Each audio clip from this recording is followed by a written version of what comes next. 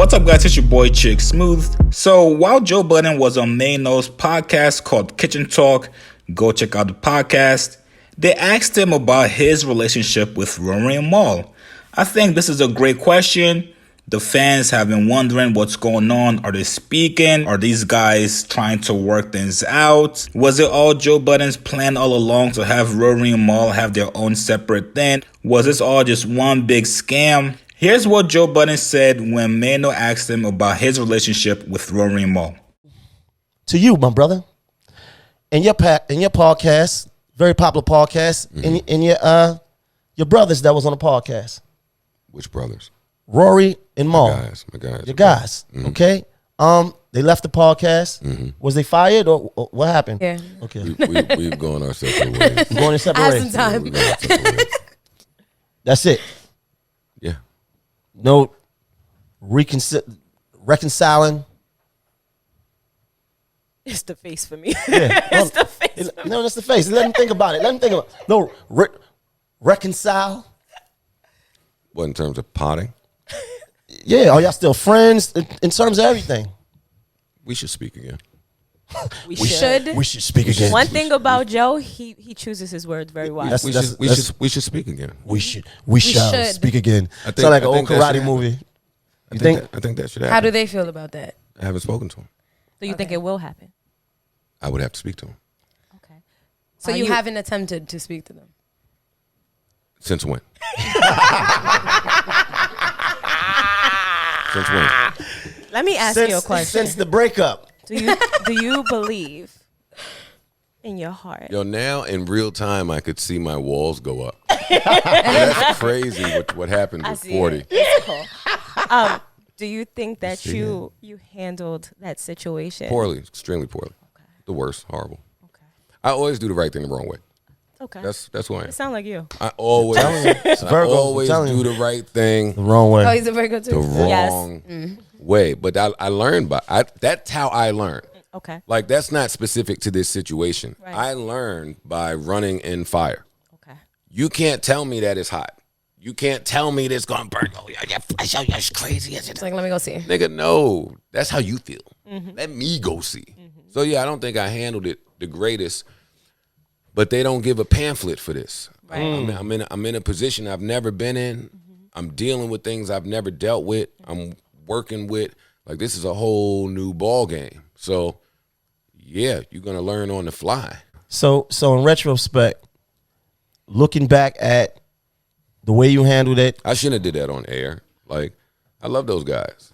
Those are my guys.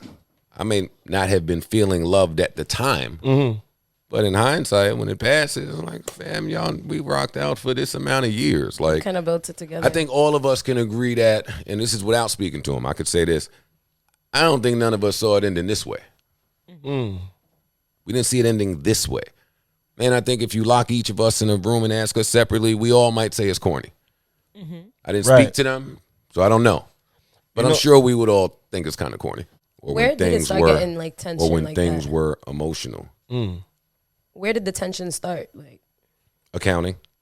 it's always over account. Money. So It's always- it's not money.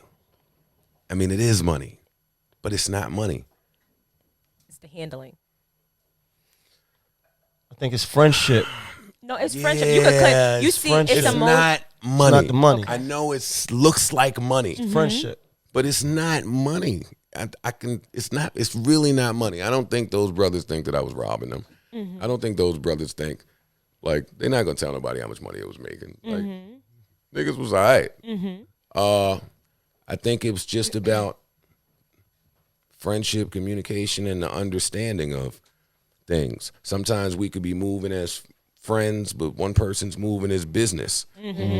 Sometimes, and that's what happened. And I think that's where the resentment grew. I think they was moving as friends for a long time, and me as the person that is funding all of this shit, like, and dealing with all of the stresses that come with these companies and these fuck niggas and balancing that. Yeah, it got rough. It got rough. No, I could definitely understand that. So I do have to give Joe props for this, right? He's admitted that he was wrong, that he shouldn't have aired it out, which goes into what I've been thinking all along and saying all along is, does anybody screen Joe Budden before he talks about these kind of situations and rants?